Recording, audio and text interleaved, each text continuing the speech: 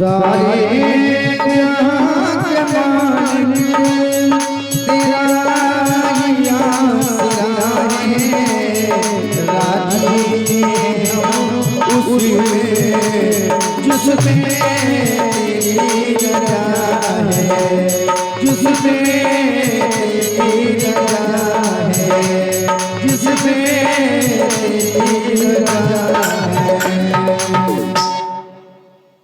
बोलिए भागवत भगवान की जय।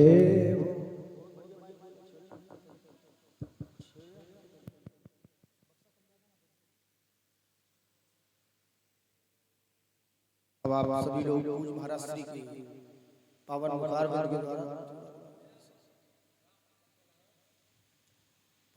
बिंद के द्वारा सुंदर श्रीमद् भागवत कथा का रसास्वादन करेंगे।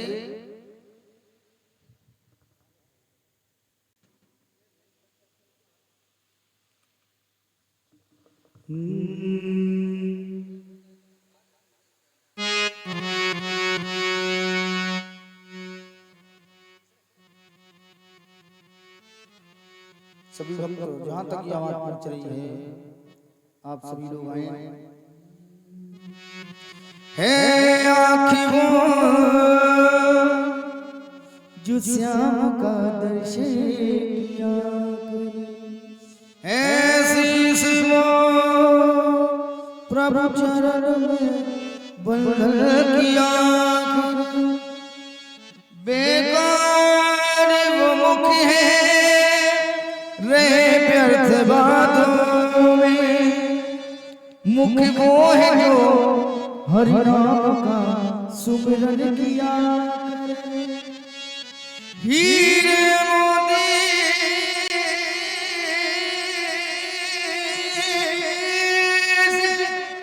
नहीं शोभा ये हाथ की,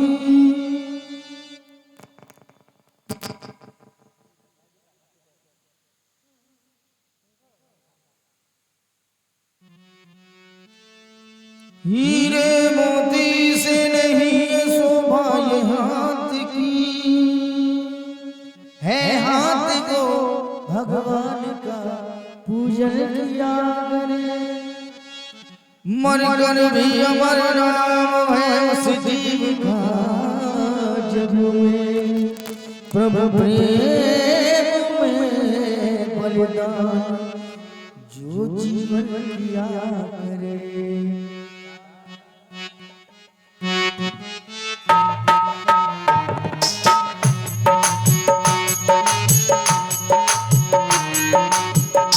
ऐसी लगी लगे,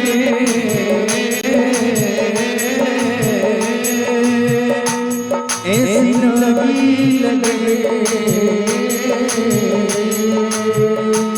ऐसी लगी लगे, ऐसी लगी लगे, ऐसी लगी लगे, मीरा गई मगन, ऐसी लगी लगे, मीरा गई मगन, वो तो कली कली हर गुने गाने लगी, महलों में पली बन के जुगल चली, महलों में पली बन के जुगल चली, मीरा प्रेमी प्रीतम को मनाने लगी, वो तो कली कली हर गुने गाने लगी,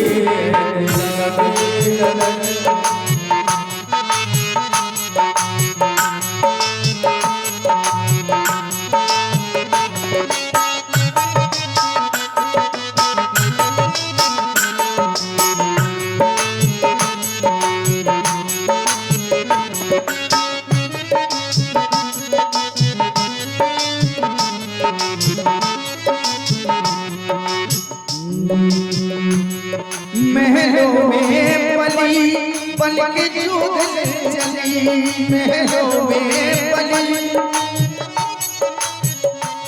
पल के जुगल चली, पल के जुगल चली, पल के जुगल चली, महलों में पली बन के जुगल चली, महलों में पली बन के जुगल चली। मेरा प्रेमी प्रीतम को मनाने लगी, मेरा प्रेमी प्रीतम को मनाने लगी। वो तो गली गली हर गुल गाने लगी, ऐसी लागी लगन मीरा हुए मगन, ऐसी लागी लगे लागी लगे।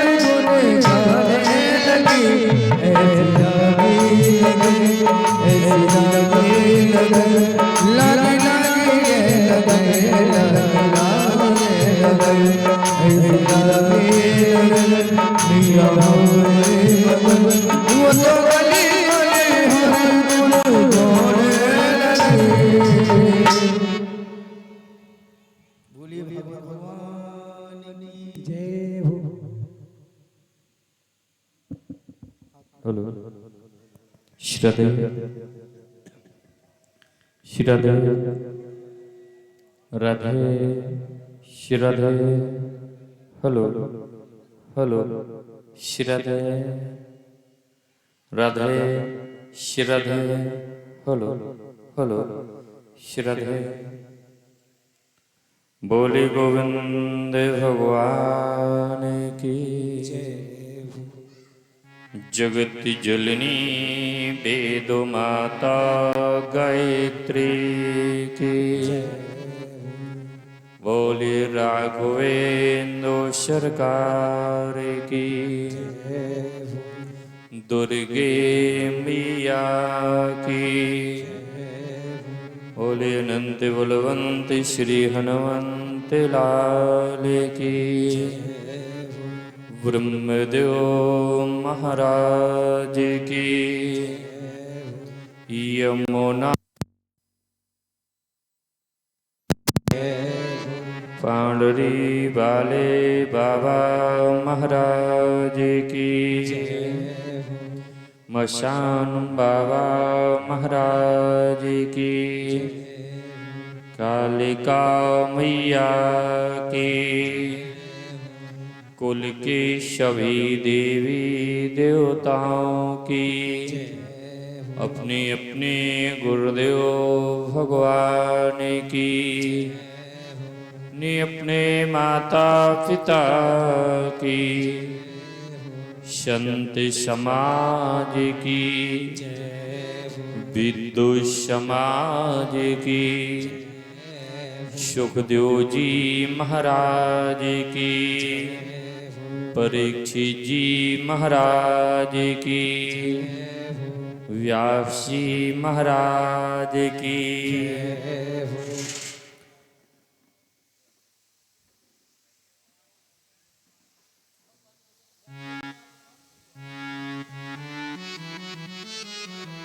बोले चरी बाबा महाराज की।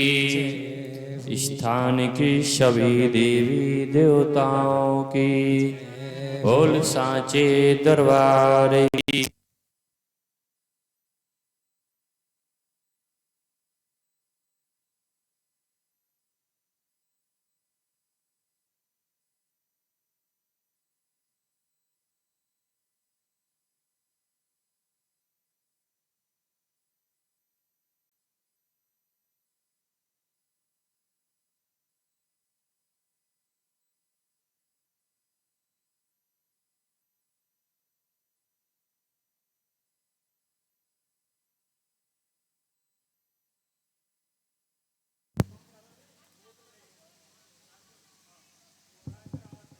श्रद्धे ओ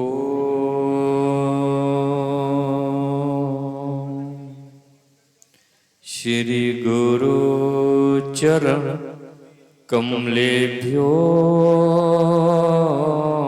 नमः। श्री राधा कृष्ण चरण कमलेभ्यो नमः। अखंडानंद बोधाय शिष्य संतापहारिणे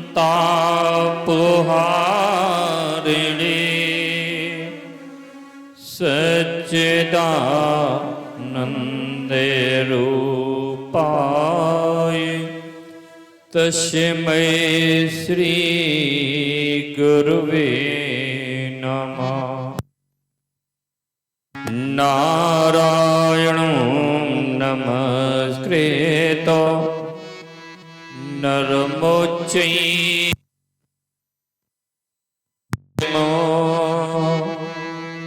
देवीं सरस्वतीं व्यासं ततो जयमुदीरयेत्।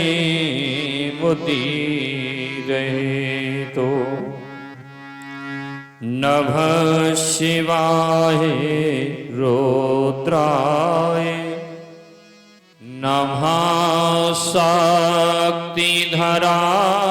च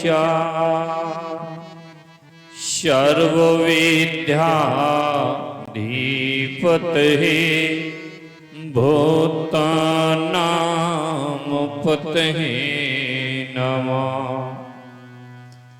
वृंदावन सोवन्नयि नंदगांव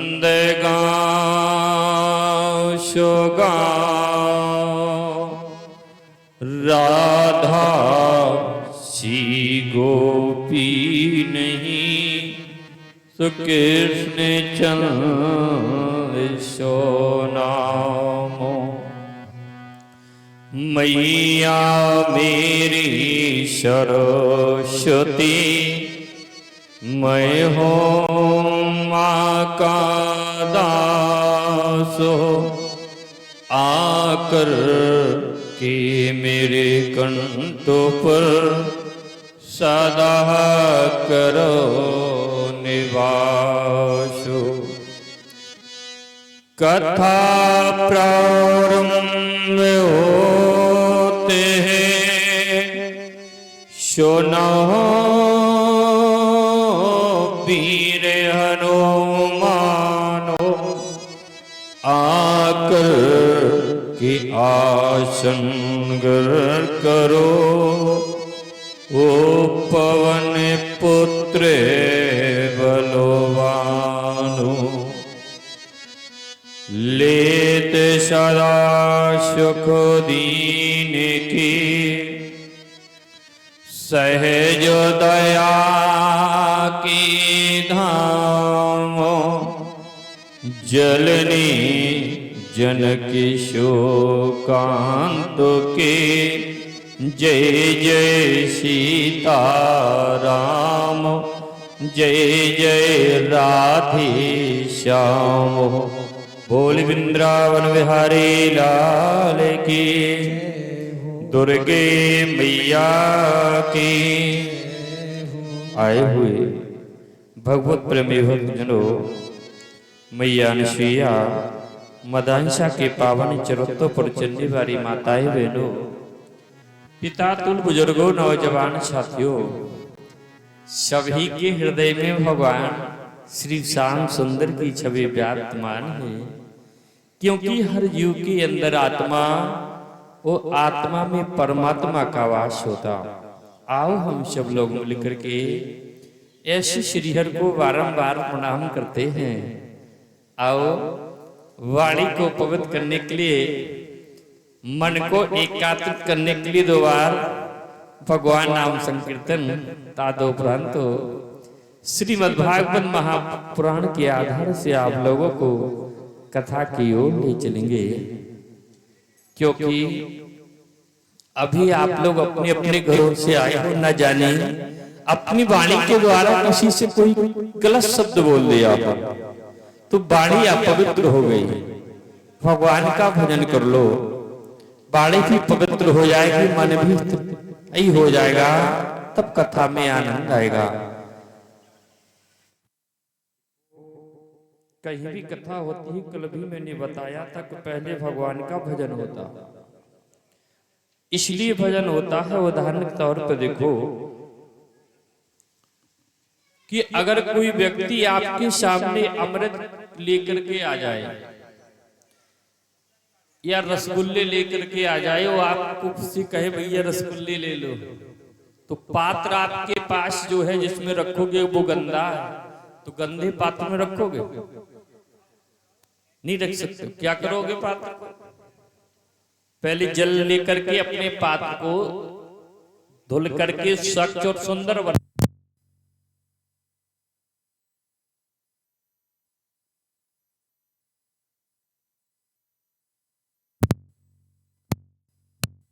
को पवित्र कर लो। राम नाम रूपी जूनी के द्वारा शरीर रूपी पात्र आपका पवित्र हो जाएगा, सुंदर हो जाएगा, स्वच्छ हो जाएगा, तो कथा रूपी अमृत शरीर रूपी पात्र में आप रख सकते हो प्यारे। इसलिए सर्वप्रथम पहले भगवान का गुणगान, इसके बाद कथा की ओर ले चलेंगे।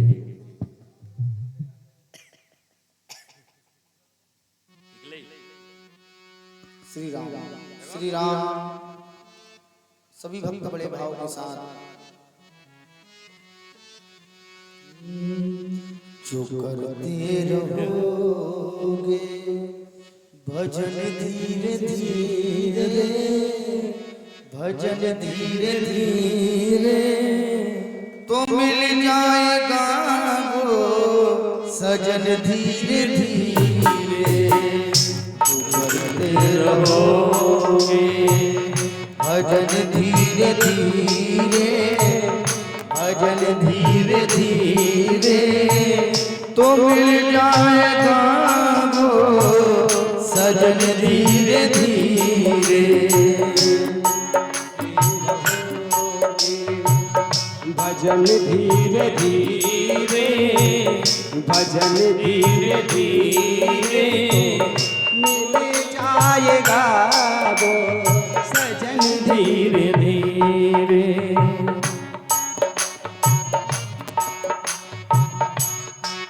सभी भक्त काली की सेवा करते हुए बड़े भाव के साथ कोई काम दुनिया में मुश्किल नहीं है, कोई काम दुनिया में मुश्किल नहीं है, मुश्किल नहीं है, मुश्किल नहीं है। करते रहोगे जतन धीरे धीरे तो मिल जाएगा वो सजन धीरे धीरे। करते रहोगे भजन धीरे धीरे, भजन धीरे धीरे तो मिल जाएगा सजन धीरे धीरे।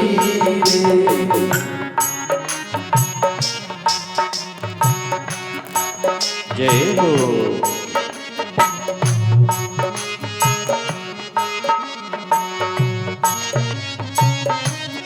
सभी भक्त तालियों की सेवा करते हुए जितने भी भक्त यहाँ पे आए हैं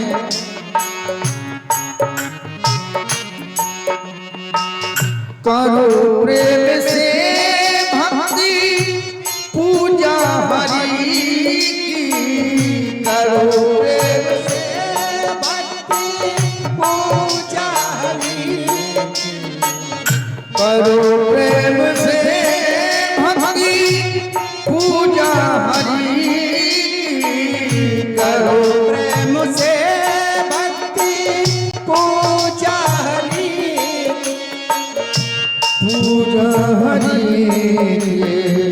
तो मिल जाएगा वो रतन धीरे धीरे करते रहोगे भजन धीरे धीरे तो मिल जाएगा वो सजन धीरे धीरे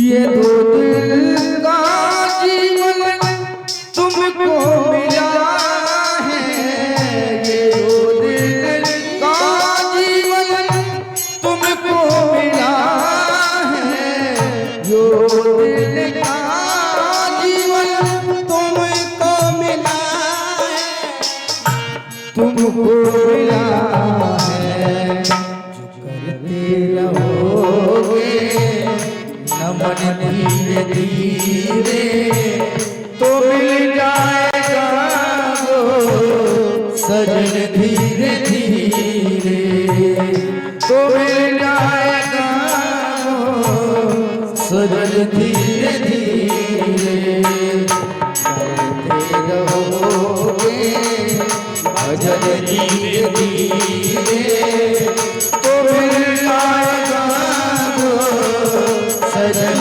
धीरे धीरे तो मिल जाएगा वो सजन धीरे धीरे बोली भागवत भगवान की बोलिए श्री सीताराम जी महाराज की जय हो बोली बांके बिहारी सरकार की बोली वृंदावन धाम की जय हो जय जय श्री राधे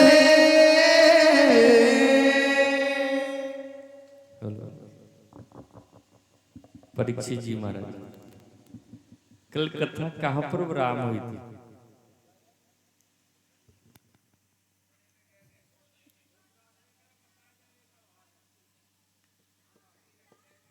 नहीं आया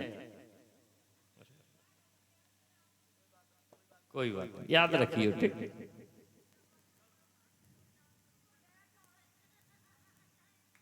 विचार करो फंस गए।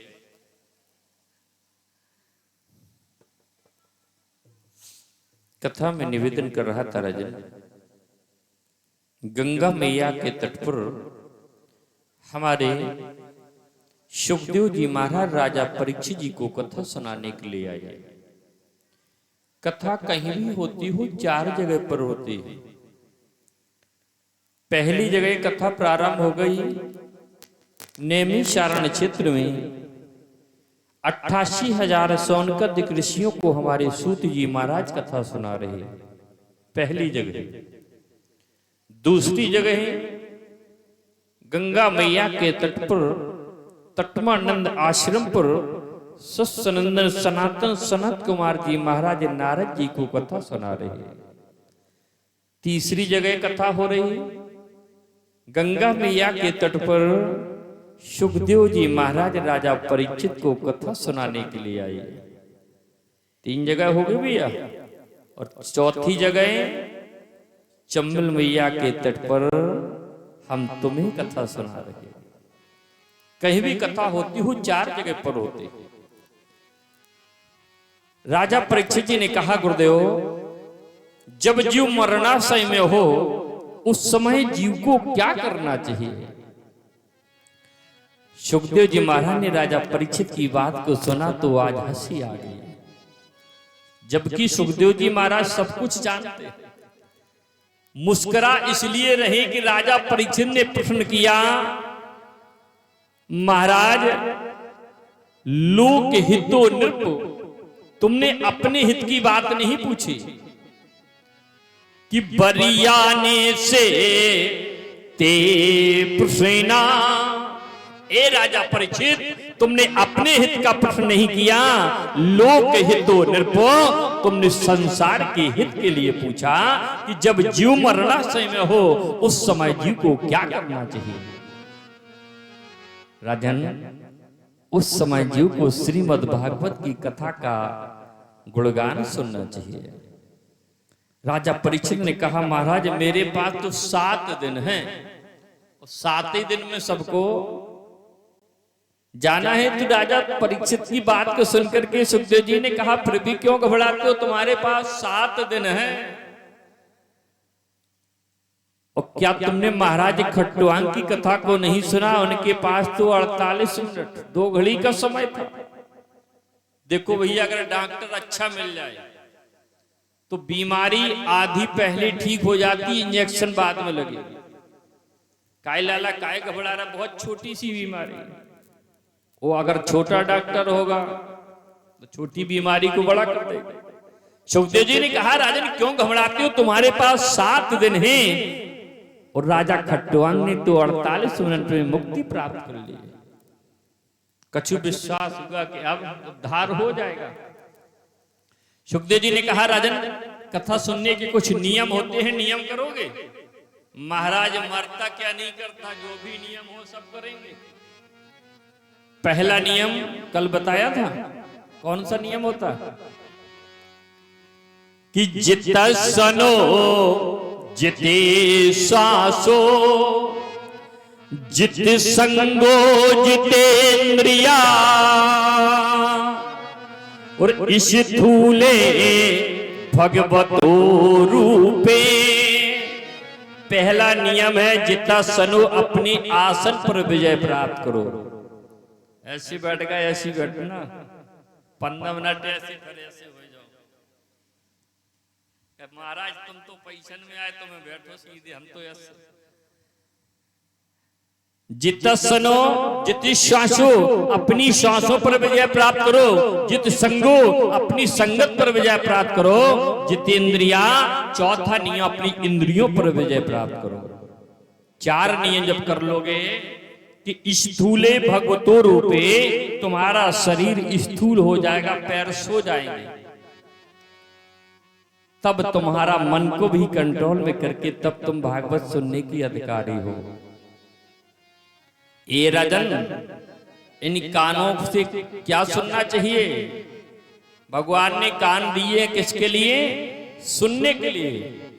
और इन कानों से भगवान का अगर गुणगान नहीं सुना, वो कान कान कहने की योग नहीं होते। राजन कि बिले बतोरो विक्रमानो, कान सांप और चूहे की बिल के समान हो जाते हैं। कभी रामायण को पढ़ा सुना तो होगा। बाबा ने लिखा है, जिन हरि कथा सुनी नहीं काना। कान कान कहने के योग नहीं होते। महाभारत का युद्ध होने वाला है। नकुल सहदेव सगुन विचारते थे। पहले कोई रिश्तेदार आता था तो सगुन विचार होते थे, गेहूं रख दिए जाते थे, गिनती हो रही, सगुन किए जाते थे। तो नकुल सहदेव सगुन विचारते थे। धर्मराज युधिष्ठिर ने पूछा, ये नकुल ये बताओ कि महाभारत के युद्ध में विजय किसकी होगी? अब नकुल सहदेव जब कैसे कह दे कि हमारी होगी, नहीं कह सकते। क्या होना चाहिए भैया? ये तो वो व्यक्ति बता देगा जो अपनी पत्नी की सेवा करता हो।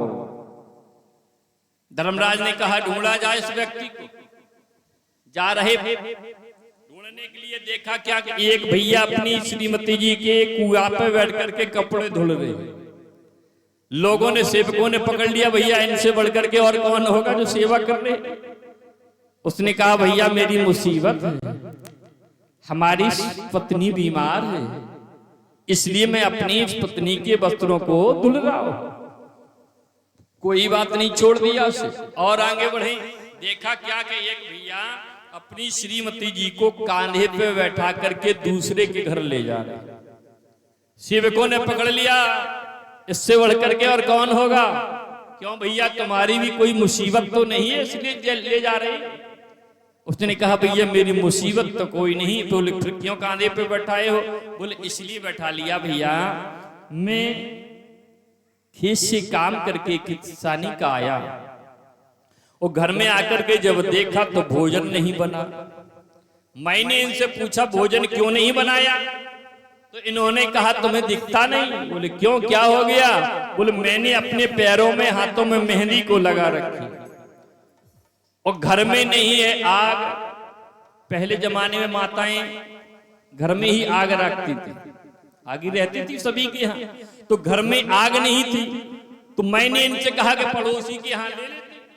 तो इन्होंने कहा कि मैं पड़ोसी के यहाँ कैसे जाती, क्योंकि पैरों में मैंने मेहंदी को लगा रखी, मैं जा नहीं सकती। और पड़ोसी से मेरा व्यवहार नहीं जो आग मांगे मिल जाए, इसलिए इनको अपने कांधे पे बैठा करके मैं पड़ोसी के घर ले जा रहा हूं आग लेने के लिए। आज सेवकों ने उस व्यक्ति को पकड़ लिया। धर्मराज युधिष्ठिर ने पूछा बताओ महाभारत के युद्ध में विजय किसकी होगी? अब जाने तो बता दे, ज्योतिषी तो है नहीं, बता देगा। भैया मैं नहीं बता सकता। धर्मराज ने कहा इसे उल्टा टांग दो। अगर कल तक तूने नहीं बताया तो कल तुझे मृत्यु दंड दिया जाएगा। उल्टे टंगे। रात्रि में जंगल में सियारों का झुंड निकल रहा है। छोटे छोटे बालकों ने मालिक से कहा महाराज मुझे भूख लगी, भोजन चाहिए। तो सियार के मालिक ने कहा देखो जंगल में कहीं कुछ हो। देखा तो वही व्यक्ति उल्टा टंगा मिल गया। दौड़ करके आया, भैया एक व्यक्ति उल्टा टंगा है। सियार के मालिक ने आकर के जब देखा, बोले इसे स्पर्श मत कर लेना। छोटे छोटे बालकों ने कहा, सियारों ने भैया इसके कान ही खा ले, नाश्ता तो भी हो जाएगा। सियार के मालिक ने कहा नहीं बेटा, इसके कान खाने की योग नहीं, क्योंकि इसने अपने कानों से कभी भगवान का गुणगान नहीं सुना। कहने का तात्पर्य, जो कानों से भगवान का गुणगान नहीं सुनते हैं, उन कानों को आज पशु भी खाना पसंद नहीं कर रहे। छोटे छोटे बालकों ने कहा इसकी जीवा को खा लो। सियार के मालिक ने कहा जीवा भी खाने की योग नहीं। सियारों ने कहा महाराज फिर क्या खाओ? मालिक ने कहा क्यों घबराते हो, कल से होगा महाभारत का युद्ध। हजारों महारथी समाप्त हो जाएंगे, इच्छा पूर्ण भोजन कर लेना। सियारों ने कहा महाराज महाभारत में विजय किसकी होगी? चर्चा होने लगती। तो सियार के मालिक ने कहा विजय तो धर्म की होगी और धर्म पर चल रहे हमारे पांडव, विजय पांडवों की होगी। और यही बात उस व्यक्ति ने सुन लिया। सुबह जैसे हुआ धर्मराज ने बुलाया, जब सुन लिया तो रंगबाजी से चल रहा महाराज धर्म की विजय होगी, पांडवों की विजय होगी। सुखदेव जी महाराज ने कहा राजन निरंतर भगवान का गुणगान सुनना चाहिए। ये राजा परीक्षित हो, एक समय भगवान नारायण बैठे, विचार किया भगवान ने एको हम बहु श्यामी, हम एक हैं अनेक हो जाए।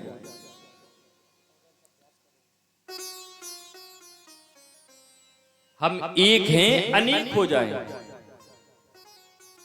तो नाभि से कमल निकाला और कमल पर ब्रह्मा का प्रादुर्भाव हो गया। ब्रह्मा ने चारों ओर घूम करके देखा तो ब्रह्मा ने जी के 5 मुख हो गए। एक मुख से जन्म लिया और 4 दशा देख ली। ब्रह्मा जी ने विचार किया मेरा जन्मदाता कौन है, मैं कहां से उत्पन्न हुआ हूं? तो उसी कमल की नाभि को पकड़ करके हजारों वर्ष घूमते रहे, जन्मदाता तक का पता नहीं चला। घबरा का विचार करने लगे, ऐसा न हो मेरी कुर्सी और चली जाए, दूसरा आके बैठ जाए।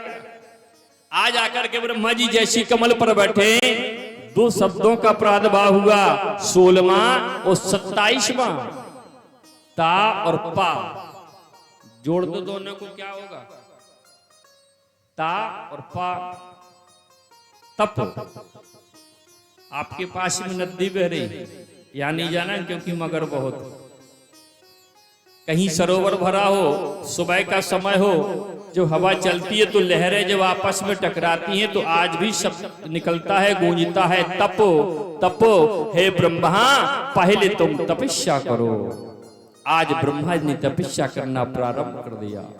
हजारों वर्ष तक तपस्या जब की राजन, भगवान नारायण ने दर्शन दिए, कहा ब्रह्मा मेरी इच्छा है कि एको हम बहुश्यामी, हम एक हैं अनेक हो जाएं, सृष्टि करो। ब्रह्मा जी ने सृष्टि करना प्रारंभ किया, विचार किया किससे बनाया जाए। तो सबसे पहले 4 बालकों को जन्म दिया। सनंदन सनातन सनत कुमार जी महाराज को जब जन्म दिया, कहा जाओ सृष्टि करो। बालकों ने कहा मैं तपस्या करूं। वरदान देने के लिए पहुंचे ब्रह्मा जी ने, कहा वरदान मांग लो। तो चारों बेटों ने कहा बस मुझे यही वरदान दे दो, मैं सदा सदा 5 बरस के ही बने रहे। ब्रह्मा जी ने वरदान दे दिया, तथास्तु। अब 5 बरस को बेटा सृष्टि कैसे हो? ब्रह्मा जी आकर के बैठे आसन पर, विचार कर रहे हैं। जब जीव पर संकट होता है भैया, तो इन्हें क्या बोला जाता है? क्या बोलते? अब इनकी तो दुकानें खुल गई। आज ब्रह्मा की दोनों भौएं उठने लगी। लोगों पर जब संकट होता, लोग नहीं कहते भैया काय बैठे बैठे भौएं उठ रहे। आज ब्रह्मा जी की भौएं दोनों उठ रही हैं। क्रोध में बैठे ब्रह्मा जी, मस्तक से एक पसीने की बूंद टपकी, जैसी पड़ी तो एक बेटे का प्रादुर्भाव हो गया। भगवान शंकर का जन्म हुआ। क्रोध में बैठे ब्रह्मा, भगवान शंकर रुद्र भगवान का प्रादुर्भाव हो गया। बोल शंकर भगवान के। जाओ सृष्टि करो। अब शंकर जी ने सृष्टि बनाना शुरू किया भोले बाबा ने। और किसे किसे बनाया भोले बाबा ने? कि भूत प्रेत पिशाचाक्षो। भूत, अब तो भूत कम होएगा, नहीं पहले बहुत खिलते, नहीं खिलते महाराज। भूत प्रेत पिशाच। और किसे बनाया? लाला है ध्यान? किसी की शादी में गए हो आप? गेस्ट हाउस में गए होगे, 4 बजे पे वे कौन लाते हैं?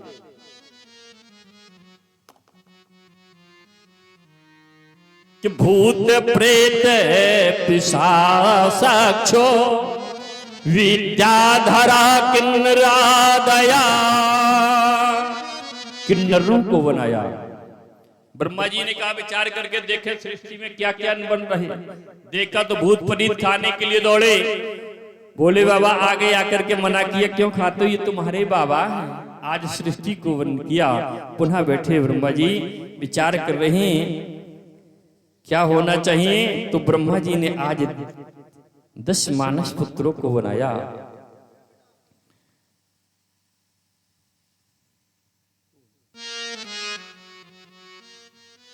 कि मरीचि त्रियार्षो पुलस्या पुलयाकृतो भृगो वशिष्ठ दक्ष दशमास्ति नारदा।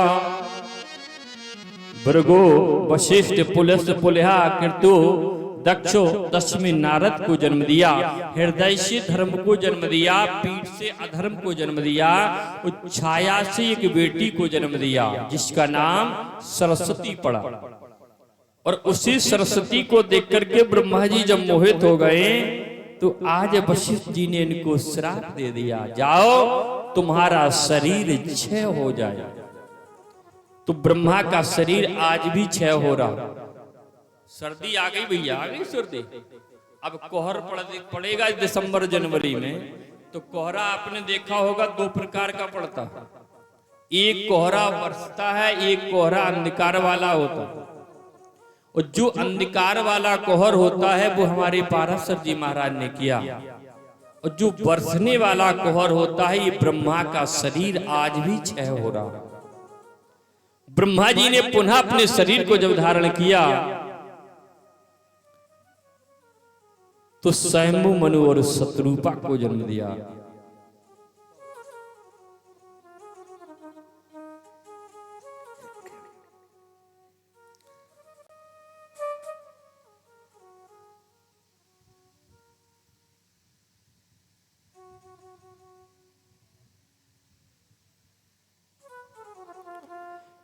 सौम्य मनु और शत्रुपा को जैसे जन्म दिया, कहा कि जाओ जाकर के मैथिली सृष्टि करो। तो सौम्य मनु शत्रुपा जी ने कहा महाराज मैं सृष्टि तो करूं, लेकिन पृथ्वी है, पृथ्वी पर पृथ्वी का तत्व नहीं। कौन ले गया? महाराज हिरण्याक्ष दैत्य पृथ्वी के तत्व को रसातल में ले गया और विष्ठा के ढेर में छुपा करके रख दिया। पृथ्वी तो है लेकिन पृथ्वी पर पृथ्वी का तत्व नहीं। जैसे बंजर जमीन होती है जो ऊसर बोलते, ऊसर जमीन देखी होगी, उपजाऊ नहीं होती। पृथ्वी है लेकिन अन्न पैदा नहीं होगा तो सृष्टि का भरण पोषण कैसे? ब्रह्मा जी ने जैसे देखा, भगवान नारायण से प्रार्थना की, प्रभु सृष्टि वो नहीं हो सकती, क्योंकि जब अन्न नहीं होगा तो भरण पोषण कैसे होगा? मानो संसार के लोगों को भगवान नारायण ने उपदेश दिया हो कि संसार के लोगों अगर अपन को अपना काम बनाना है तो कोई भी काम करना पड़े, उस काम में कोई चोरी नहीं होती। आज भगवान नारायण एक रूप धारण करके आ रहे हैं। ब्रह्मा जी बैठे विचार कर रहे हैं तो इनकी नासिका से एक कीट जैसी गिरा तो 12 भगवान ने जन्म ले लिया। बोल 12 भगवान के जय हो। अब विष्ठा के पास कौन जाए? 12 माने सुअर, इसलिए भगवान ने रूप धारण किया। अब जा रहे रसातल की ओर।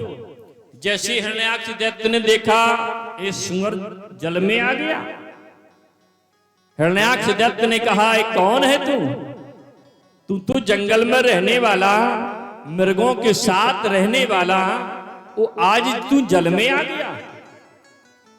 भगवान नारायण ने कहा हिरण्याक्षो कि सत्यम वयो वन भोगुन गोचरा, ये सत्य है मैं वन में चरने वाला हूं, मृगा मैं मृगों के साथ रहने वाला हूं, युद्ध करने के लिए ग्राम सिंहान में तुम्हारे पास आया हो। ग्राम सिंह जानते हो किसे बोलते? कुत्ता। ग्राम सिंहा, तुमसे युद्ध करने के लिए आया हूं। आज 12 भगवान का और हिरण्याक्ष दैत्य से जब युद्ध हो रहा तो इनके शरीर से रोम टूट के गिरे बाल, उसी से कुश की उत्पत्ति हुई, जिसे डाब बोलते हैं। डाब तो कुशा देखा होगा। 12 भगवान से जो युद्ध हुआ, जो बाल टूट के पड़े हैं उसी से कुश की उत्पत्ति हुई।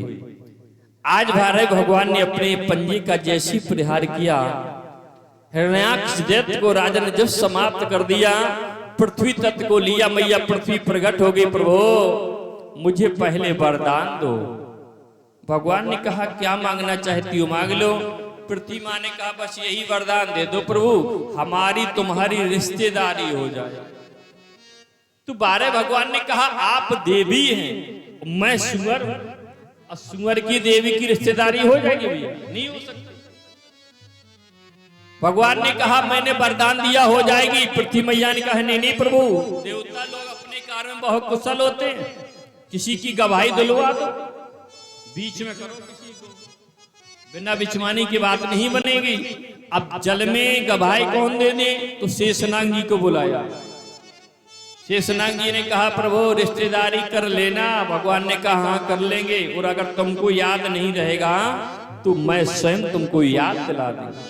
राम कथा होगी जब बताएंगे आपको कब राम जी ने स्वयं शेषनागी महाराज से कहा कि याद कर लो वो दिन।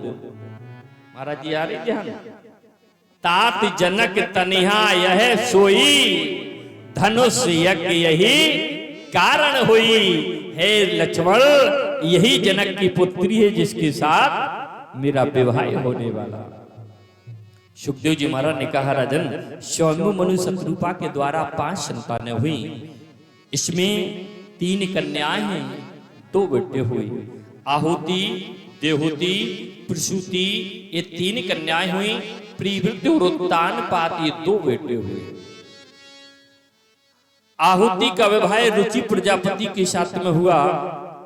प्रसूति का विवाह दक्ष प्रजापति के साथ में हुआ। एक बेटी है जिसका नाम है देहुति, विवाह की योग हो गई। इधर जंगल में कर्दम ऋषि तपस्या कर रहे हैं। इन्होंने वरदान मांगा है कि मैं विवाह करना चाहते हैं प्रभु, और अपने आश्रम से चल कर के मैं नहीं जाऊं। पहले जमाने में भैया जी हो तो आजकल लोग कहते बताओ, पहले लड़का की बारात जाती है, बिटिया की जा रही है। लड़का वालों अगर दिल्ली को है तो कतरौली से बिटिया ही तो जाएगी वहां पर। तो पहले जमाने की सिस्टम यही था। कर्दम ऋषि ने कहा मैं विवाह तो करना चाहता हूं, लेकिन अपने आश्रम से जाऊंगा नहीं, कन्या यहीं पर आए। और ब्रह्मा ने वरदान दे दिया, बुलाया नारद जी को, जाओ जाकर के स्वयं मनु शत्रुपा से कह दो बहुत अच्छा लड़का, बिना बिछवानी के विवाह हो नहीं सकता। अब तीनों लोग जा रहे हैं कर्दम ऋषि के आश्रम पर। 3 लोग जा रहे हैं। कौन कौन? स्वयं मनु, मैया शत्रुपा और मैया देहुति को लेकर के। जैसे आश्रम पर पहुंचे तो कर्दम ऋषि ने जैसे देखा, रे मेरे साथ विवाह होने के लिए तो देहुति आ रही, लेकिन मेरे यहाँ पहले आई, मेरा धर्म कहता मैं इसका सम्मान करूं। तो उन्होंने आप बैठने के लिए 3 आसन डाल दिए। एक आसन पर स्वयं मनु बैठे, और एक आसन पर मैया शत्रुपा बैठी, और एक आसन किसके लिए डाला? देहुति के लिए। अब मैया देहुति विचार कर रही, ये पति हमारे होने वाले हैं, और पति के बिछाए हुए आसन पर अगर मैं बैठती हूं तो मेरा पतिव्रत धर्म नष्ट होगा। बताओ क्या करे, बैठे कि ना बैठे? बताओ लाला। मैया देहुति विचार करी, आजकल की मैया होती तो बैठ जाती है। कभी ऐसी को आती, हम दोनों बना रहे दोनों खटिया हमारी बिछाती है। मैया देहुति विचार कर रही है, अगर मैं नहीं बैठती हूं तो ये कि सन्यासी का बिछाया हुआ आसन है, तो महात्मा का अपमान होगा। वो अगर बैठती हूं तो मेरा पतिव्रत धर्म नष्ट होगा। जमीन पर बैठ गई और आसन पर अपना हाथ रख लिया। सम्मान दोनों रह गए, अपमान भी नहीं हुआ, वो पतिव्रत धर्म नष्ट नहीं हुआ। कर्दम ऋषि ने योग के द्वारा देखा, कहा स्वयं मनु से महाराज मैं विवाह तो कर लूं, लेकिन जब तुम्हारी बेटी पुत्रवती हो जाएगी तो तुम्हारी बेटी को छोड़कर के मैं पुनः जंगल में चला जाऊंगा। जैसे सुना स्वयं मनु शत्रुपा उठ करके खड़े हो गए, चलने लगे। मैया देहुति ने कहा पिताजी मेरी किस्मत में जो लिखा मुझे वही प्राप्त होगा। कब किसी क्या हो जाए किसी को मालूम नहीं, कब किसे क्या हो जाए किसी को मालूम नहीं, कौन बूंद मोती बन जाए ये मेघों को मालूम नहीं। ऊपर से जब बूंद गिरती है तो मेघ भी नहीं जान पाती है मंदिर की छत पर पड़ेगी कि मरघट पर पहुंचेगी, किसी को पता कब किसी क्या हो जाए। मैया देवती ने कहा महाराज मेरे किस्मत में जो बदा होगा मुझे वही प्राप्त मिले होगा। विवाह कर दिया राजा। बड़े प्रसन्न हैं दोनों लोग। मैया देवती बैठी, कर्दम ऋषि ने देखा तो आज मैया देवती को देख करके मुस्कुराने लगे। मैया देवती ने पूछा महाराज हंस क्यों रहे हो? कर्दम ऋषि ने कहा देवी इसलिए हंसी आ गई, तुम विचार करती होगी कि मेरा विवाह होगा तो किसी राजकुमार के साथ में होगा, लेकिन तुम्हारा विवाह तो सन्यासी के साथ में हो गया, तुम महारानी न बनकर के सन्यासिन बन गई। मैया देवती ने कहा प्रभु मेरी किस्मत में जो लिखा मुझे वही प्राप्त होगा। मैं जानती हूँ मेरी बड़ी बहनें हैं जो महारानी हैं, राजा के साथ में विवाह हुआ। मेरी किस्मत में अगर बाबा मिलो तो बाबा ही होगा, वही तो मिलेगा जो लिखा। कर्दम ऋषि ने कहा देवी इस सरोवर में स्नान कर लाओ कि स्नाने ताम महाहेड़ो। आज स्नान करने के लिए सरोवर में जा रही, पहली जैसी डुबकी मारी, बाहर देखा तो हजारों दासियां खड़ी। आओ महारानी वस्त्रों को धारण कर दो, आओ महारानी तुम्हारा मैं श्रृंगार कर दूं। महारानी बाहर निकली, दासियों ने वस्त्रों को धारण कराया, श्रृंगार किया। श्रृंगार करके मैया देहोती आई तो कर्दम ऋषि की चरणों में गिर गई। महाराज ये आपने अच्छा नहीं किया हमारे साथ। क्यों महाराज? लोग देखेंगे क्या कहेंगे कि पत्नी रहती है लहंगा चुनरी में और पति देवता है फटे जीन्स में, तो भैया कैसे जोड़ी अच्छी रहेगी? लोग क्या कहेंगे? वो आज को जमाना हो तो भैया तो चल जाता जो फटो जीन्स। सही बता रहे जाने का, चल भाई पैसा के पैसों 2000-3000 चले जा, लड़का तो जीन्स फटो ले आओ। पहले जब कपड़े फट जाते थे तो लोग फेंक देते थे, वो आजकल चाचा पैसू जा रहे पैंट तो फटो। आज मैया देहोती ने कहा महाराज अगर आपने मेरा सुंदर श्रृंगार करवा दिया, मुझे सुंदर बना दिया, तो मेरी प्रार्थना आपसे यह है कि आप भी सुंदर हो जाओ। जोड़ तब अच्छा लगता। आज कर्दम ऋषि ने पत्नी की बात को जैसे सुना तो अपने रूप को बदल दिया। तपस्या से एक भवन को प्रकट किया। वो भवन का भवन और विमान का विमान चलता भी है। तो जैसे घर में नई गाड़ी आ जाती है तो पहले कहाँ ले जाते लोग? आपके क्षेत्र में कहाँ जाते? लखना कालका जाते, बावन पे जाते हैं, कालेश्वर पे। तो इन्होंने कहा चलो तीर्थों में चलते हैं कि तस्मन विमाने उत्कृष्टाम शय्याम रति करीषिता। विमान का विमान और भवन का भवन तीर्थों में जब जा रहे हैं राजन, उधर से लौट करके आए तो 11 लोग आए। रास्ता में सवारी मिल रही है, 9 कन्याओं को जन्म दिया। जैसी 9 कन्याओं को जन्म दिया, कर्दम ऋषि ने आकर के कहा देवी मैंने पहले ही कहा था जब तुम पुत्रवती हो जाओगी तो तुमको छोड़ करके मैं पुनः जंगल में चला जाऊंगा। अब मैं जंगल की ओर जा रहा हूं। मैया देहोती ने कहा प्रभु आप चले जाना जब मैं पुत्रवती हो जाऊं।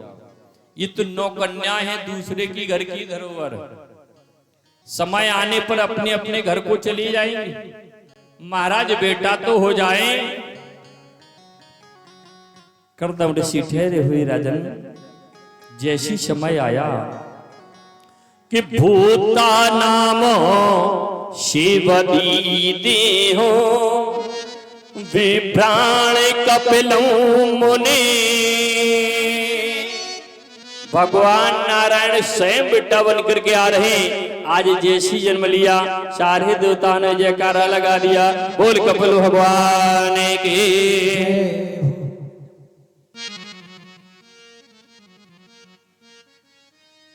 कर्दम ऋषि ने जैसे देखा पुत्र का जन्म हुआ तो देवी में जा रहा हो। कपिल भगवान ने कहा पिताजी कहाँ जा रहे हो? बोले जंगल में तपस्या करने के लिए। कपिल जी ने कहा घर में इतनी तपस्या रखी, पहले मेरी बहनों का अपनी बेटियों का कन्यादान कर लो, इसके बाद चले जाना। देखो जब भी बाबा बनो तो पहले लड़का बच्चन को विवाह कर ले, तब तो बाबा बनो, नहीं पहले बाबा बन रहे। आज कर्दम ऋषि ने ऋषियों को बुलाया कि मरीचि कलाम। महाराज मरीच को बुलाया तो कला नाम की कन्या दे दी। अत्रि मुनि को बुलाया तो मैया अनसुईया का हाथ दे दिया। 9 कन्याओं का जब कन्यादान कर दिया तो आज कर्दम ऋषि जंगल की ओर जा रहे हैं। मैया देहोती बिलक बिलक करके रोने लगी। मैया जैसी रो रही तो कपिल जी ने देखा, मैया क्यों रो रही हो, क्या हो गया? मैया देहोती ने कहा, लाला देखो तुम्हारे पिताजी मुझे छोड़ करके जा रहे हैं। तो कपिल जी ने कहा, मैया छोड़ करके जा रहे तो जाने दो, इसमें रोने की क्या बात? मैया देहोती ने कहा, लाला तुम नहीं जानते हो, जिसका पति जिस पत्नी को छोड़ करके चला जाता उसका कपिल सम्मान होना बंद हो जाता है। ए कपिल तुम नहीं जानते हो। कपिल जी ने कहा, मैया पिताजी तुम्हें कब मिले थे? मैया देहोती ने कहा, लाला तुम्हारे पिताजी मुझे बीच में मिले। कपिल जी ने कहा, मैया बीच में कोई चीज मिली, बीच में जा रही तो जाने दो, क्यों रो रही हो? मैया देहोती ने कहा, लाला तुम नहीं जानते, जिस तरीके से शरीर से आत्मा निकल जाती है शरीर बेकार हो जाता है। कि जीवे ने दे है, कि जीवे ने दे है, नदी बिन बारी तैसी नाथ पुरुष बिन नारी। जीवे ने दे नदी बिन बारी तैसे ही नाथ पुरुष बिन नारी। जीव बिन दे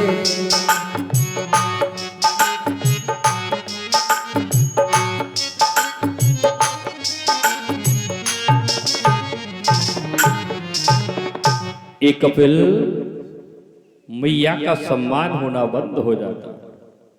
कपिल जी ने कहा, मैया ये बताओ, जब तुम्हारा जन्म हुआ तब तुम कितनी सी थी? मैया देवती ने कहा, छोटी सी बेटी। कपिल जी ने कहा, मैया जब तुम समाप्त होगी तो छोटी होकर के। मैया देवती ने कहा, नहीं लाला बूढ़ी होकर के। कपिल जी ने कहा, मैया जब तुम्हारा शरीर तुम्हारे बस में नहीं है तो दूसरी की मिली हुई वस्तु वो तुम्हारी बस में कैसे हो जाएगी? जब अपने हाथ में नहीं है दूसरी की वस्तु कैसे हो जाएगी? मैया देवती ने कहा, लाला तुम नहीं जानते हो। तीसरा उपाख्यान कपिल जी ने कहा, मैया पिताजी जा रहे थे तुम रो रही हो। ए मैया, एक मुसाफिर अपने कानपुर घंटा घर पे खड़ा और वो इटावा आना चाहता रेलगाड़ी से। क्यों भैया रेलगाड़ी में बैठे हो आप? कानपुर तो गए हो गए। कानपुर से इटावा आना चाहता है। ओ मैया गाड़ी आने में लेट हो गई, गाड़ी समय पे नहीं देते। और जिस डब्बे में जैसी गाड़ी आई मैया, वो मुसाफिर जिस डिब्बे में प्रवेश हुआ वो डिब्बा पूरा खाली था और गाड़ी कानपुर से इटावा के लिए चल रही है। अब डिब्बा में पूरा खाली हो, डिब्बा अकेले तुम हो, तो चारों ओर घूम करके देख रहे। मैया वो मुसाफिर डिब्बे में जैसी प्रवेश हुआ वो गाड़ी वहां से छूटी, तो आज मुसाफिर पूरे डिब्बे में घूम करके जब देखा तो सामने एक संदूक रखी। मुसाफिर ने मैया अपना झोला लिया और उसी संदूक पर रख दिया। गाड़ी छूट गई, संदूक तो हमारी है, नहीं विचार करते लोग। ओ मैया, कानपुर से गाड़ी इटावा के लिए चल रही है और जैसी आगे बढ़ करके रूरा स्टेशन आया तो रूरा स्टेशन पर काले कोट वाले आ गए। काले कोट में कौन आते? टीटी। टीटी जैसी प्रवेश हुए मैया, मुसाफिर से कहा टिकट दिखाओ। कपिल जी ने कहा, मैया वो मुसाफिर ने अपना टिकट दे दिया। उस सामान अगर भारी होता तो सामान का भी टिकट लेना पड़ता। टीटी ने कहा, भैया तुम्हारा टिकट है, इस संदूक का टिकट सामान का। साहब जल्दी में था, गाड़ी छूटने वाली थी, मैंने अपना टिकट ले लिया लेकिन सामान का नहीं ले पाया, 20 रुपए दे दो। मांगती टीटी लोग। मुसाफिर ने विचार किया, संदूक हमारी, संदूक में जो सामान होगा वो भी हमारा। और इसमें इतने बड़े बड़े ताले पड़े। सबसे बड़े ताले कहाँ के बोले जाते? अलीगढ़ वाले। वो अगर 100 रुपए के ताले मान ले तो 20 ही तो लग रहे, 180 तो भी हमारे। विचार करता जो उसने 20 रुपए निकाल करके दे दिए। मैया गाड़ी आगे बढ़ करके जैसी अपनी इटावा स्टेशन पर आई, उस संदूक भारी है, तो लाल कपड़े में जो रहते हैं कौन होते हैं? कुली। अमिताभ बच्चन की पिक्चर नहीं देखी का कुली नंबर? ये गोविंदा की देख लेते। कुलियों को बुलाया, इधर आओ। कपिल जी ने कहा मैया कुलीब जैसी पहुंचे, मुसाफिर ने कहा मेरा स्टेशन से सामान बाहर कर दो। कुलियों ने कहा बाबूजी 20 रुपए लग जाएंगे। निकाल करके दे दिए। 40 ही खर्च हो रहा है, सारा सामान हमारा है। और जैसी स्टेशन से बाहर उन कुलियों ने वो संदूक को किया तो स्टेशन के बाहर मैया खाकी वर्दी वाले दिख गई। वो भगवान बचा रहे खाकी वर्दी से। आज पुलिस वाले भैया ने बुलाया, इधर आओ। कुली पहुंचे, बताओ सर। पुलिस वाले भैया ने कहा बताओ इसमें क्या है? कुलियों ने कहा साहब मेरा नहीं बाबूजी का। बाबूजी से पूछा भैया इसमें क्या है? अब बाबूजी को होए तो बाबूजी बताएगा मैं सांप है कि बिच्छू है।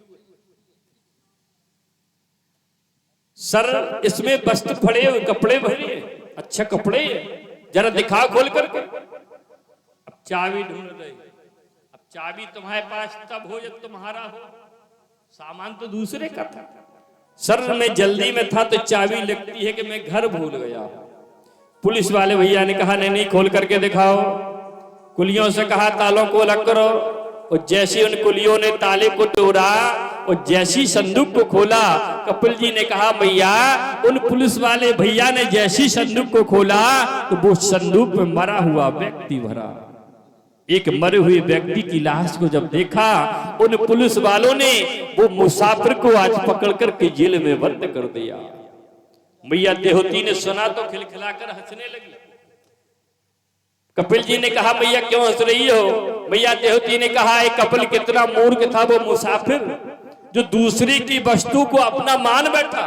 वो अगर अपना नहीं मानता कपिल तो आज उसे जेल में जाने नहीं पड़ता। कपिल जी ने कहा मैया मूर्ख और कोई नहीं, मूर्ख हो तो तुम हो जो दूसरे की वस्तु को तुम अपना मान बैठी हो। वो अगर अपना नहीं मानती माँ तो आज तुझे रोना नहीं आता। ए मैया रेलगाड़ी क्या है? रेलगाड़ी में सबसे आगे इंजन रहता है और इंजन के पीछे डिब्बे रहते। ए मैया रेलगाड़ी का इंजन इस शरीर है और इस शरीर में डिब्बे लगे हैं किसके? नाते रिश्तेदारी के। किसी के आप लाला हो, किसी के आप चाचा हो, किसी के आप फूफा हो, किसी के आप जीजा हो। शरीर एक है, रिश्ते अनेक हैं। ए मैया पुलिस वाले आगे कुली मिले। कुली कौन है? ये चित्रगुप्त तुम्हारे जो कांधे पर बैठे तुम्हारा लिख रहे। पुलिस वाले कौन है मैया? एक पुलिस वाले हैं यमराज। और इन कुलियों ने जैसो बही खाता तुम्हारा दिया, यमराज जी ने उसी जगह तुमको शिफ्ट कर दिया। जैसा करोगे वैसा भरोगे मैया। मूर्ख कोई नहीं, मूर्ख तो सिर्फ तुम हो। संसार में अकेले आए हो, अकेले ही तुमको जाना है। सुख दुख की मटकी में दौड़ लगाती है, मंजिल तक हमको ये पहुंचाती है। जीवन तो भैया के रील है, कभी पैसेंजर कभी मेल है। जीवन तो भैया के रील है, कभी पैसेंजर कभी मेल है।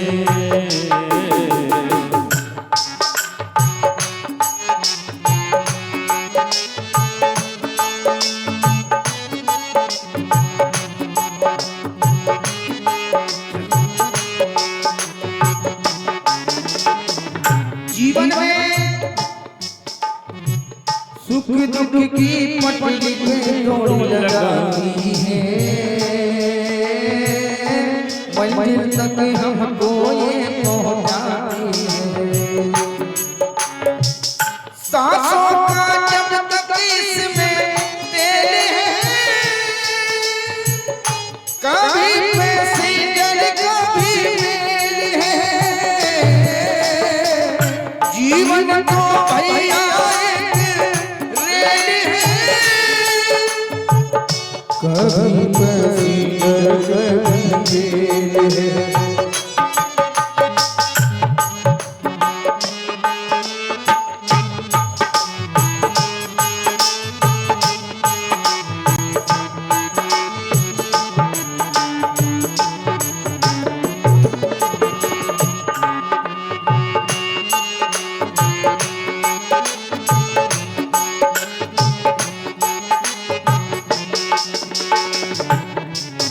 जीवन में करना क्या है हम सबको, अच्छे कर्मों की टिकट कटा लेना,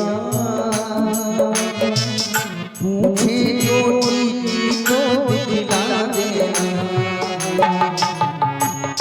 अच्छे कर्मों की टिकट कटा लेना,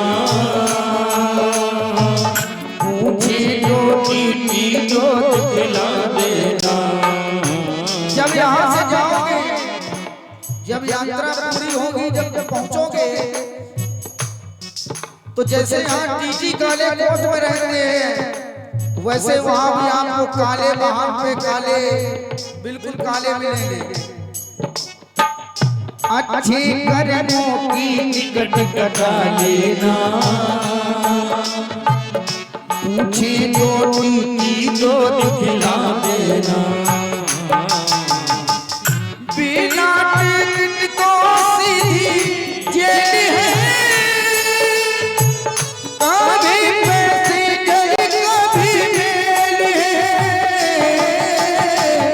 जीवन को भैया एक है।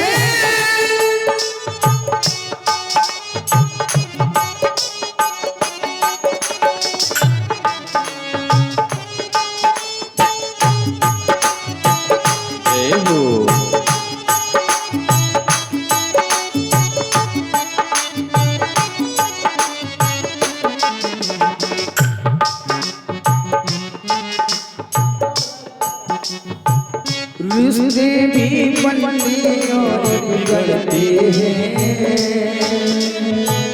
यारी भी चलते और उतरते हैं।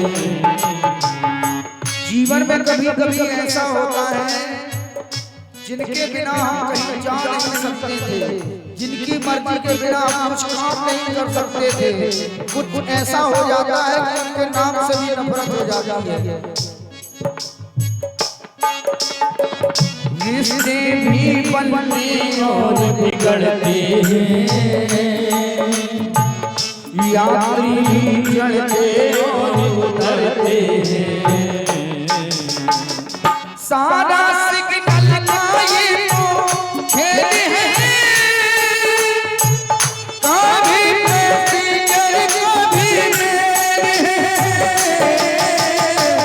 जीवन तो भैया कभी पैसेंजर कभी मेल है, जीवन तो भैया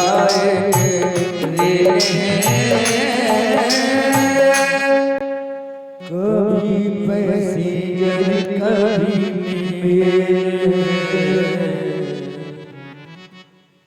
बोली गोविंद भगवान के जयकारा बोलो। अब तो खाए के आए, उनके तो हो नहीं। बोली दुर्गे मैया के, इतनी जोर से बोलो जो हमें सुनाई दे। अच्छा, कथा कहाँ हो रही थी?